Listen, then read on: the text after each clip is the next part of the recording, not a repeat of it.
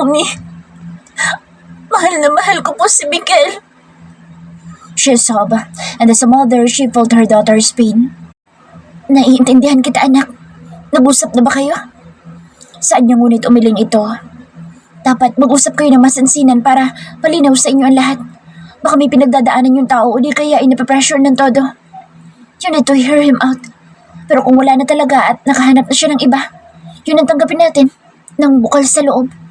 Baka hindi nga kayo ang para sa isa't isa at may ibang plano sa inyo ang Diyos. Wika niya dito at pinunasan naman nito ang mga luha pagkatapos ay tumango sa kanyang sinabi.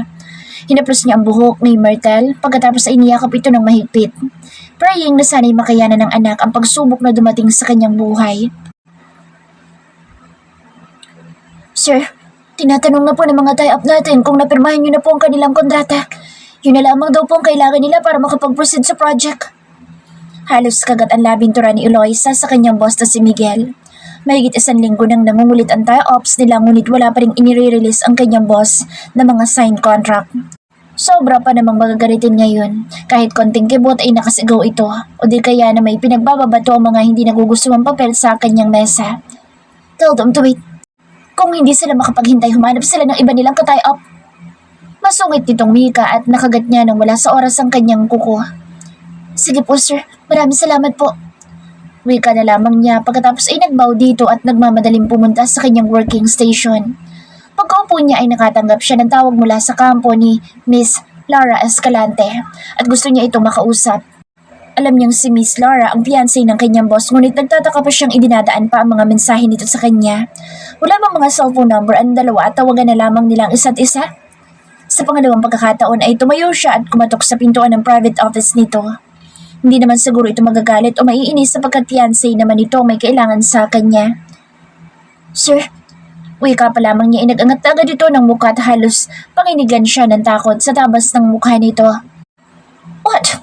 Could you just tell them to go to hell? Galit na saad ng kanyang boss at napalunok siya. Sir, kasi si Miss Laura pinapasabing gusto daw niya kayo makausap at puntahin niyo daw siya. Halos tamar niyang pahiyag. Pagkarinig sa pangalan ng fiancé, unti-unting nawala ang pagkakalukot na mukha ng kanyang boss. Tell Elkins to go there and bring some flowers. Tura nito pagkatapos ay finokus ng atensyon sa ginagawa. Nagbaw na lamang ulit ito. Pagkatapos ay halos kumaripa siya ng takbong lumabas sa opisina nito.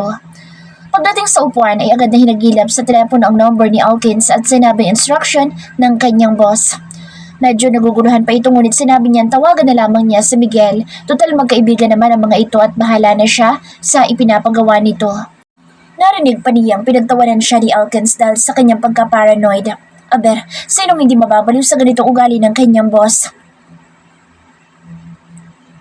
Hi, magandang umaga. Maya-maya ay may malaanghel na babaeng biglang tumayo sa kanyang harapan. Napakurap pa siya sa pagkabigla ngunit ngumiti ito sa kanya. Ako si Myrtle. Gusto ko sanang makausap si Miguel kung nandyan siya. Malumanay nitong pahayag, kaakibat ng maamo nitong muka. Magandang umaga din po sa inyo. Opo, nandyan po siya. Turad niya na parang nahipnotismo sa kagandahan ng babae ngunit natutop niyang bigla ang bibig nang ma-realize ang kanyang sinabi. Pagkasabi naman gusto ko siyang makausap. Saan nito na tila nakikiusap at napalunok siya ng sunod-sunod. Kasi miss, kabilin-bilin na ni sir na ayaw niyang tumanggap ng kahit anong tawag o bisita. Pasensya na. Tura niya habang nagigilty. Mukhang sobrang bait ng babae at nakakakonsen siyang pahindian. Kahit saglit lang, may sasabihin lang ako importante sa kanya, please. Pinagsaliko pa ng babae ang dalawang palad nito upang pagbigyan ng pakiusap niya. Hindi naglaon na hindi niya nahindian ang babae at sa pangatlong pagkakataon ay kumatok siya sa pribadong opisina ng kanyang boss.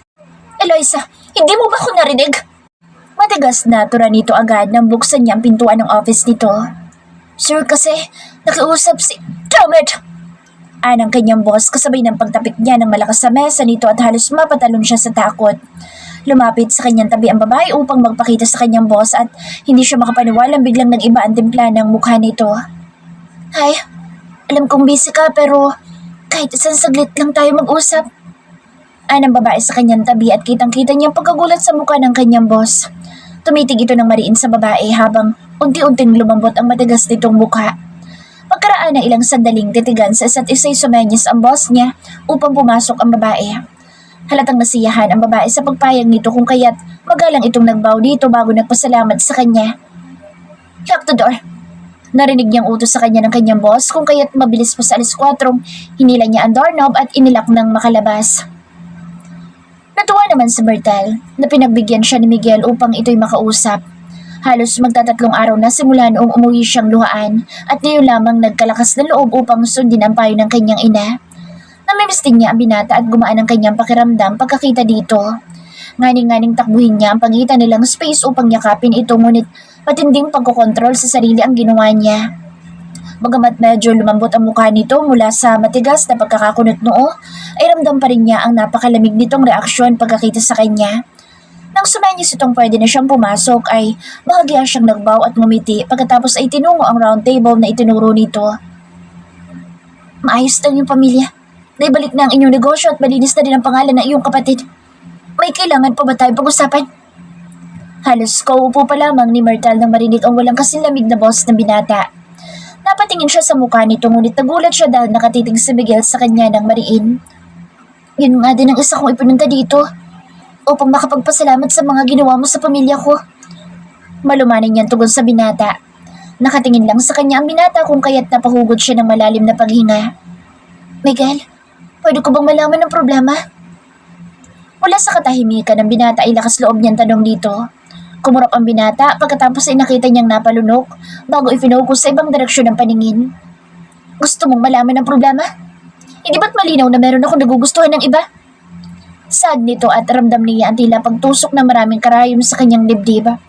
Kung hindi pa siya lumunok ng sunod-sunod ay babagsak na ang kanyang mga luha.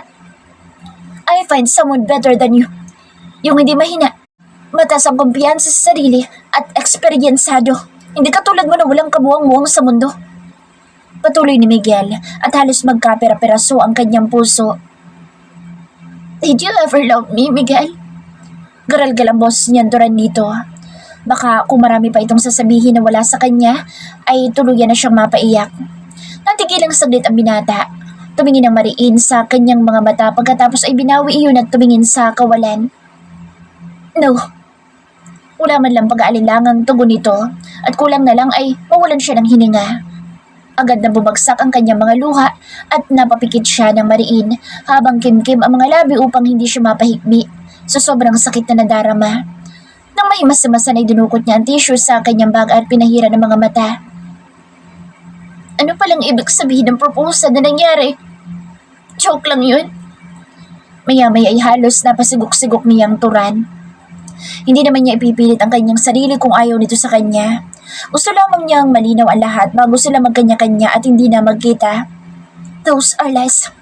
Men usually utter sweet words just to get what they like. But they don't actually mean it. Next time, do not believe them. Sad ang binata kung kaya't mas lalong bumuhos ang kanyang mga luha. Bakit ang sakit nitong magsalita? Bawat katagal lumabas sa bibig nito ay parang punyal na sumasaksak sa kanyang puso. I get it. Kung gano'n ay wala na pala tayong pag-uusapan. Wika niya habang pilit pinapakalma ang sarili. Dinukot niya ang dalawang singsing sa kanyang bag pagkatapos ay pinatong sa harapan ng binata. Take these rings back. I'm not worthy of them. Thank you and goodbye. Ang dalaga pagkatapos ay tumayo na ito at walang lingon likod na tinungo ang pinto habang patuloy ang pagdaloy ng kanyang mga luha. Paglabas ni Myrtle ay halos hindi maigalaw ni Miguel ang katawan. Nakatitig lamang siya sa iniwang singsing ng dalaga at halos sasabog ang kanyang dibdib. Galit na galit siya sa kanyang sarili. Mahal na mahal niya si Myrtle ngunit ano ang kanyang ginawa? Sinaktan niya ito ng lubos sa pamamagitan ng pagsasabi ng mga katagang kabaliktaran sa kanyang nararamdaman at iniisip. Sinabi niyang hindi niya ito mahal at meron na siyang iba, samantalang mahal na mahal niya ang dalaga at ito lamang ang tanging isinisigaw ng kanyang puso at laman ng kanyang utak. Itinaboy niya ito kahit ang gusto niya ay manatili sa kanyang tabi at palagi itong nakikita. Sinaktan niya ito ng lubos samantalang wala siyang gustong gawin kundi alagaan ito at pasayahin. God, he loves her so much that is killing him deep inside. Ipinikit ni Miguel ang kanyang mga mata. Ang sakit na nararamdaman ng kanyang puso ay gumagapang sa buong katawan hanggang bumagsak ang mga luha sa kanyang pisngi. Gusto niyang sumigaw, isigaw sa buong mundo kung gaano kawalang kwenta ang kanyang buhay. Nasa ganong state ang binata na biglang bumukas ang pinto ng kanyang opisina at sa isang iglap ay dumapo ang kamao sa kanyang pisngi. Romeo Miguel! Papatayin kitang demonyo ka! Si Marco na nanggagalaiti sa galit at sa pangalawang pagkakataon ay pinakawala na naman ang kamao sa kanyang muka hanggang hindi niya mabilang kung ilang ulit siyang inundayan ng kaibigan. Hinayaan niyang saktan siya ni Marco at wala siyang pakialam kung mapatay siya nito. Ngunit dumating sa Alkins sa tinawad ang kaibigan sa pamamagitan ng paghawak ng mahigpit sa kamay nito. Bitawan mo ako at papatayin ko ang demonyo na yan! Pagpumiglas ni Marco ngunit mahigpit ang pagkakahawak ni Alkins dito. Stop it, bro! Can't you see? He's not fighting! Awat na! Si Alkins gigil na si Marco. Hindi ito ang solusyon sa problema. Pag-usapan natin lahat. Untag pa ni Alkins ngunit kumislap lamang ang mga mata ni Marco habang tumitingin kay Miguel. Tandaan mo ito! Hindi kita mapapatawad sa ginawa mo sa aking kapatid! Matigas na tura ni Miguel pagkatapos ay humulagpos mula sa pagkakahawak ni Alkins at tinungo ang pinto upang umalis. Napabuntong hininga na lamang sa Alkins at umiling pagkatapos ay itinuon ang paningin sa binatang nakaupo sa sahig habang nakasandal sa dingding. He looked so devastated, parang dinaanan ng malakas na bagyo at tila na wala ng pag-asa sa buhay. Parang mas magulo pa ang isip nito kaysa sa buhok nitong dinaanan ng punches ni Marco. Iniabot niya ang kamay dito upang tulungang makatayo ngunit tiningnan lamang siya ni Miguel at tumayo itong mag-isa. Natawa na lamang sa Alkins sa sarili. Lately ay hindi na niya kilala si Miguel. Napaka-impatient na nito at laging nakasigaw kahit maliliit na bagay. Palagi din ito nag-iisa at nagmumukmuk. Pasensya ka na, kay Marco. He didn't mean it. It's just a common reaction from a protective brother. Turay niya dito ngunit hindi ito umimik. Bagkus ay tinungo ang minibar sa isang sulok na opisina at tumagilap na isang bote ng alak. Binuksan ito at straight na tinungga. Nang tanggalin ang bote sa bunganga upang huminga ay halos kalahati na ang nabawas. Agad na namula ang mukha ni Miguel pati na ang mga mata nito ngunit tila may balak itong lunuri ng alak ang sarili at tinungga na naman ang natitirang laman ng hawak na bote. Napabuga pa ito ng malakas pagkatapos lunukin ang pinakahuling alak sa kanyang lalamunan. Ngunit tila hindi pa ito nakontento. Kumuha ulit sa may lagayan at binuksan. Akmang itutungga niya ulit ito ngunit mabilis niyang inagaw ang bote ng alak sa kamay nito. Give me that! Halos salungay ngayong ulong turan ni Miguel sa kanya. Enough! Hindi pwede sa iyong makainom ng maraming alak. Saan niya kasabay ng paglagay ng bote sa likod. May allergy si Miguel sa anumang klase ng alak at tinutubuan ito ng rashes kung nasosobrahan ng intake. Bakit ba napakarami ninyong restrictions sa akin? Hindi ko pwedeng piliin ang babaeng mahal ko. Bakit ba naman pati ang pag-inom ng alak ipinagbabawal niyo pa rin? Gusto kong uminom. Uminom ng marami. Payag nitong punong-puno ng hinanakit habang napapasigok. Tama na. May allergy ka sa alak. Baka hindi ka na naman makahinga. Pag-aalo niya dito. Who cares? Mabuti nang mawala na ako ng hininga para wala na kayong problema at matapos ng pestang buhay na ito. Pasigaw nitong pahayag. Napatitig siya sa kaibigan. Sa ilang taon nilang magkakakilala ni Miguel, ay ngayon lamang niya nakitang ganito ito kamiserable. He is a tough man at wala itong inuurungan at kinatatakutang laban. Sa itsura nito ngayon, para itong basang sisiw na walang masilungan. Sigurado siyang may mabigat itong pinagdadaanan. Ipinatong niya ang inagaw na bote ng alak pagkatapos ay hinawakan niya ito upang alalayang maupo. Mukhang umeepekto agad ang alak sapagkat hindi na ito nagprotesta sa kanyang ginawa. Nang makaupo sa sofa ay isinandal nito ang ulo at ipinikit ng mariin ang mga mata. Ngunit pagkaraan ng ilang sandali ay hindi siya makapaniwalang nangingilid ang luha nito. Seriously? Sa katigasan ni Miguel ay hindi niya maiwasang isipin noon na bato ang puso nito. Kung kaya't nakapagtatakang makita niya itong umiiyak. Magkaganoon man ay hinayaan lamang niya ang binatang ibuhos kung ano ang nararamdaman. Bagkus ay sinamahan lamang niya ito sa pag-upo hanggang sa makatulong ito sa kinaupan. Napailing na lamang siya nang marinig niya ang paghilik nito. Pinahiga niya ng maayos ito sa sofa pagkatapos ay kinuha ang medicine kit upang pahiran ng gamot ang mga pasa nito sa muka na nakuha mula sa mga suntok ni Marco. Kinahaponan ay nag-aalala si Alkins sapagkat plastado pa rin si Miguel dahil sa kalasingan. May reservation ito sa isang mamahaling restaurant para sa dinner date nila ni Miss Lauren. Mukhang malabo itong makapunta sapagkat bukod sa lasing ay may mga pasa din sa muka.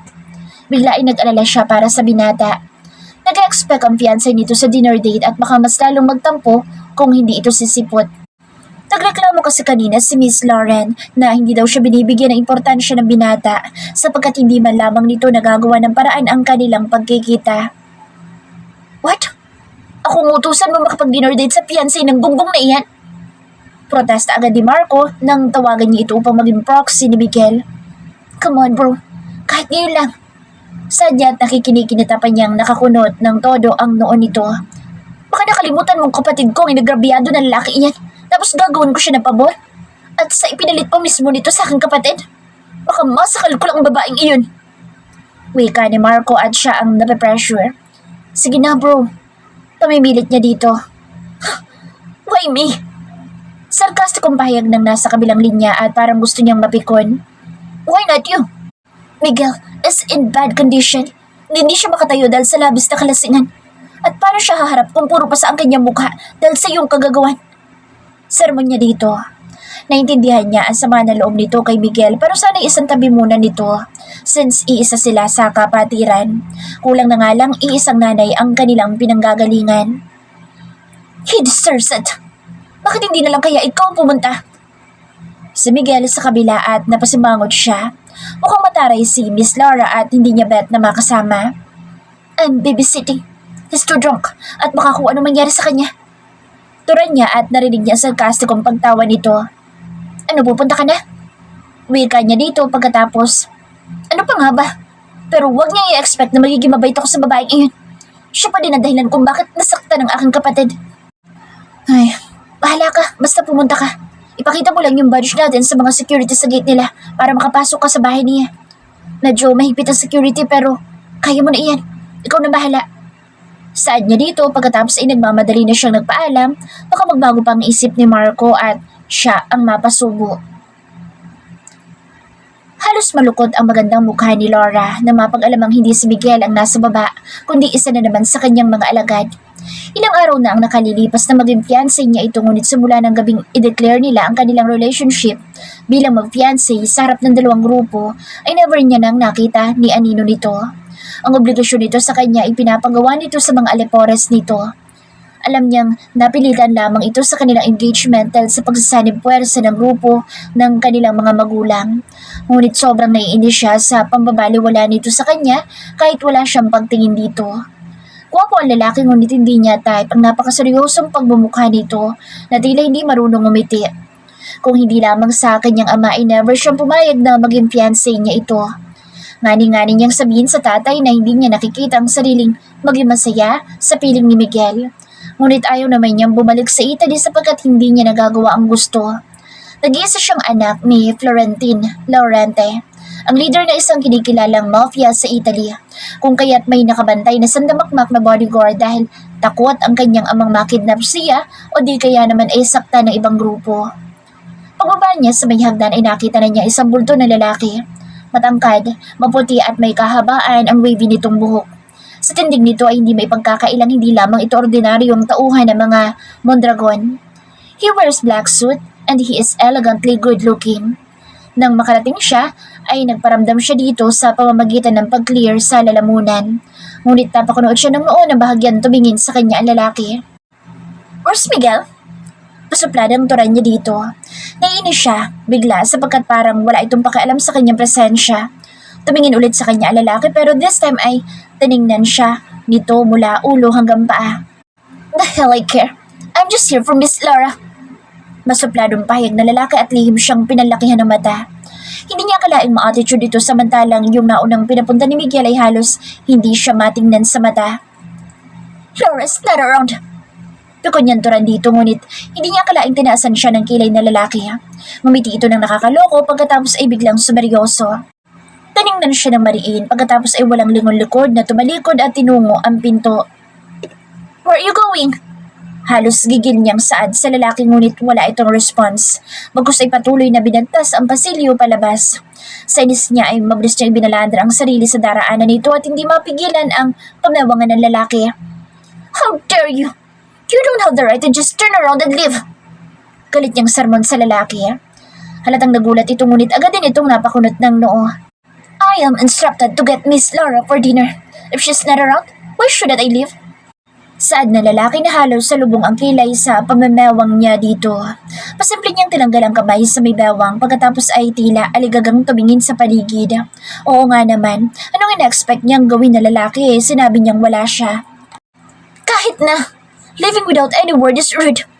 Giit pa rin niya at sarkastiko itong napangiti. It's so weird lang na he finds him cute kahit sobra itong suplado. I don't care what you think of me. I don't have much time to waste for all of this. Goodbye. Wika nito pagkatapos ay pinagpatuloy ang paglabas.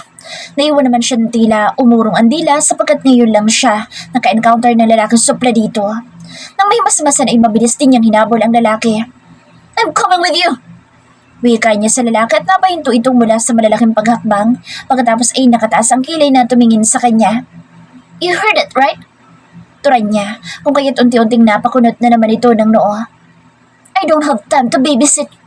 If you wanna play, stay here and roam around. Sarkastikong pahayag nito pagkatapos ay tuloy-tuloy nang lumabas sa pinto at tinungo ang nakaparadang sakyan. Sa pagkakataong iyon ay pinanindigan niya ang pagkasuwail. Palula na lamang ito na lumapit siya sa passenger side at automatic na pinabuksan siya ng pakalat-kalat na bodyguard kung kaya't halos magkasabay lamang silang umupo sa loob. I told you! Wika niya agad nang tumingin sa kanya ang lalaki. Wala akong magawa. I'm bored. Please take me with you. Pakausap niya nang maramdamang gusto siyang itapon palabas ng lalaki. Tiningnan siya nito ng mariin ngunit lihim siyang napahinga ng maluwag nang paanda rin nito sa sasakyan at pinasibad. Daddy, pwede po ba akong mag-work sa company ninyo? Si Myrtle sa ama habang kumakain ng hapunan kasama ang kanyang ina. Hindi makakasama ang kapatid sa family dinner sapagkat meron daw itong importanteng gagawin after office hours. Sa kanyang tinuran ay halos magkakasabay na tumingin sa kanya ang kanyang mga magulang. Sure, why not? Mabuti nga para magamit mong iyong pinag-aralan. Saad ng kanyang daddy at ngumiti siya dito. Bago siya pumasok sa kumbento ay graduate siya ng business administration sa isang sikat at mamahaling eskwelahan at may Latin honors pa. Yun nga lang after graduation ay nanaig ang kagustuhan niya magkaroon ng mas tahimik na buhay at makapaglingkod ng tunay sa Panginoon. Thank you, Daddy. Wika niya sa ama at masayang tumangu-tango ito. Hindi ka na babalik sa kumbento, anak? Di ba yun ang gusto mo? Hindi napigil ang pagbabatiin ng kanyang ina at nilitaan niya ito. Pagkatapos ay umiling. Kitang-kita naman sa mukha ng kanyang mommy na hindi ito makapaniwala sa kanyang desisyon. Naalala tuloy niya ang sinabi ni Father. Pagkatapos kasi ng confrontation niya kay Miguel ay natagpuan niya ang sarili sa loob ng simbahan upang humingi ng gabay at lakas ng loob sa Panginoon. Nagkumpisal siya sa paring nandoon at sinabi niya lahat kung ano ang mga nararamdaman at mga iniisip. Ang iyong kasalukuyang nararamdaman ay normal lamang sa isang katulad nating nilalang. Minsan, kailangan nating maranasan ng malungkot upang maintindihan natin kung anong ibig sabihin ng totoong maligaya.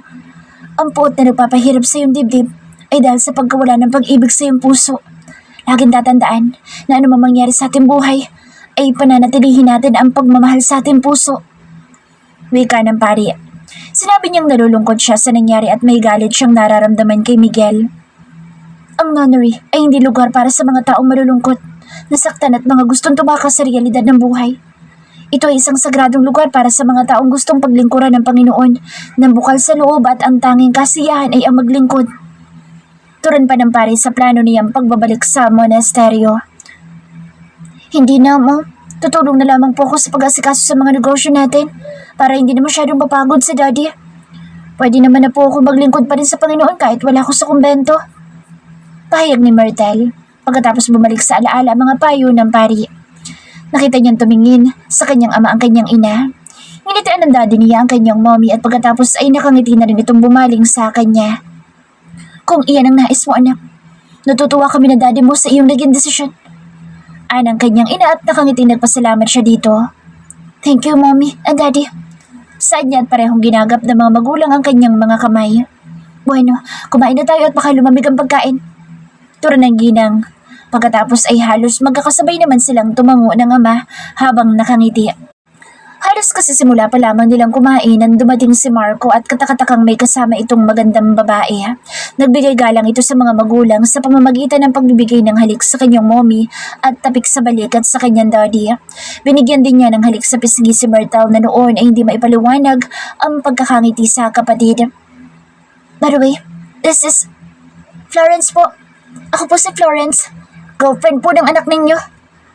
Pahayag ng babae mula sa nabiting pagpapakilala ni Marco at halos isang ulo ang pamilya nila na napatingin dito. Parang hindi makapaniwala ang pamilya ni Marco na may girlfriend ng kanilang anak samantalang wala din sa inagap ng binata ang sinabi nito. Hi Florence! We are glad to meet you, Iha. Ito pala sa Uncle Bernard mo, daddy ni Marco, and Myrtle, his younger sister. Anang ginang na siyang unang nahimas-himasan sa pagkagulat. Binati ni Mr. Balmes ng warm smile ang bisita samantalang nag-hi naman si Myrtle dito. O siya, maupo na kayong dalawa para makakain na tayo ng hapunan. Tama-tama, kasi simula pa lamang namin. Pasensya ka na, Iha. Hindi naman kasi nagpasabi sa Marco na darating kayo. Nagpahanda sana ako ng mas maraming pagkain. Apologetic na pahayag ni Ginang Balmes sa panauhin at ngumiti lamang ito. Okay lang po, Auntie. Hindi ko nga rin alam na dito kami magdi-dinner ni Marco eh. Nakangiti pa rin tura ng bisita pagkatapos ay naupo sa bakanting upuan katabi ni Myrtle. Tinawag ni Ginang Balmes ang isang kawaksi at inutusang maglabas ng plato at kubyertos para sa mga bagong dating. Anak, upo ka na rin. Sa susunod mo papasabi ka para makapaghanda naman kami. Nakakaya tuloy sa girlfriend mo. Pagkatapos ay saad dito kay Marco na nanatiling nakatayo na tila may iniisip. Thanks, Mom. Okay lang. Cowboy naman ang girlfriend ko. Diba, love? Wika ni Marco sa ina habang umakbay kay Florence at pasimping pinisilang balikat nito. Napatingala sa Florence dito ngunit pinanlakahan siya nito ng mata habang nakangiti ng nakakaloko. Of course, love. Stammer nitong tugon kung kaya't mas lumawak ang pagkakangiti ni Marco. Agad na nasense ni Laura ang kapilyuhan ng binata kung kaya't bigla siyang nagsisi sa pinaggagawa. Natutuwa siyang inisin ang supladitong lalaki ngunit hindi naman niya akalaing may pagkatuso ito. Parang maluluto pa yata siya sa sarili niyang mantika. In fairness, this man has a modest and loving family. Halos hindi mapuknat ang ngiting nakapaskil sa mga labi ni Myrtle habang lihim na inoobserbahan ng kapatid at ang ipinakilalang girlfriend dito. Although nagulat silang lahat dahil ngayon lang nangyaring may ipinakilalang nobya ang kanyang kuya Marco, ay parang excited din siya sa love life ng kapatid. Wala din kasi itong inatupag kundi tulungan ang kanilang ama na pangasiwaan ng kanilang negosyo, lalo at agad naman siyang pumasok sa kumbento pagkatapos ng graduation niya sa college. They seem perfect together. Kahit kapatid niya ang kanyang kuya ay nakikita naman na maganda lalaki din sapagkat mukha itong mistiso. Yun nga lang, mukhang suplado. Hindi rin kasi ito palangiti kaya masungit tingnan. Ngunit sa panlabas lang naman, mapagmahal ang kanyang kuya Marco at sweet samantalang sa Florence naman ay nangingibabaw din ang taglay nitong kagandahan. Saksi at moderno kung manamit. Sa kilos at pananalita nito ay isa itong babaeng mataas ang kumpiyansa sa sarili, ngunit mukhang mabait. Palagi kasing nakapaskil ang ngiti sa mga labi nito at attentive sa pakikipag-usap. Feeling niya bagay na bagay ang mga ito sa kanyang kapatid. Pagkarinig niya sa endearment ng kapatid na love ay hindi niya maiwasang ngumiti. Pasimple siyang sumubo ngunit hindi iyon nakaligtas sa kanyang kuya kung kaya't pinitik nito ang kanyang ilong bago naupo sa bakanteng upuan sa pagitan ng kanilang ama at ni Florence. Hachi! Nakatawang reklamo niya ngunit inismeran lamang siya ng kapatid. Ay, mga batang ito, nasarap kayo ng pagkain. Saway ng kanilang ina na animoy mga musmus ang mga kausap. Agad naman niyang kinimkim ang bibig pagkatapos ay patay mali siyang ipinagpatuloy ang pagkain. Paglipas ng mga araw ay unti-unting natutunan ni Myrtle ang mga gawain sa kumpanya. Sa opisina ng ama siya naka-assign sapagkat may balak siyang pagpahingahina ang kanyang daddy sa pagtatrabaho kung gamay na niya ang mga ginagawa nito. Nandiyan naman ang kanyang kuya Marco na siyang tumatay yung CEO ng DLS Group na siyang naging guide niya kung sakali. Pero syempre ginagawa naman niya ang lahat upang maging maayos ang kanyang trabaho. Kawawa naman ang kanyang kuya kung pati siya ay nakikidagdag pa sa napakarami nitong trabaho. Isang hapon ay tumawag ang kanyang mommy upang sabing hindi siya masusundo ng kanyang driver. Bigla daw itong nagka-LBM at pabalik-balik sa CR. It's okay, mommy. Magkukommute na lamang po ako. Turan niya sa ina habang iniisip ang may sakit na driver. Tatawagan ko ang kuya mo upang daanan kanya mamaya. Huwag ka lalabas kung wala pa siya. Nagbabadya pa naman ang malakas na ulan. Parang may bagyong paparating. Anang kanyang ina. Naiintindihan naman niya ang pag-aalala ng ina sa kanya kung kaya't umuo na lamang siya ng umuo dito. Pasado 5:00 na ngunit wala pa ang kapatid. Nagsimula na rin umulan sa labas at paminsan-minsan ay kumukulog at kumikidlat. Kanina pa siya ready na umuwi ngunit ipinagpatuloy lamang niya ang ginagawa habang hinihintay ang kapatid. Magsi-6 na nang bumukas ang pinto ng kanyang opisina at pumasok sa Alkins. Tila nabitin pa excited niya muka dahil sa pag-aakalang ang kapatid ang pumasok at makakauwi na siya sa wakas.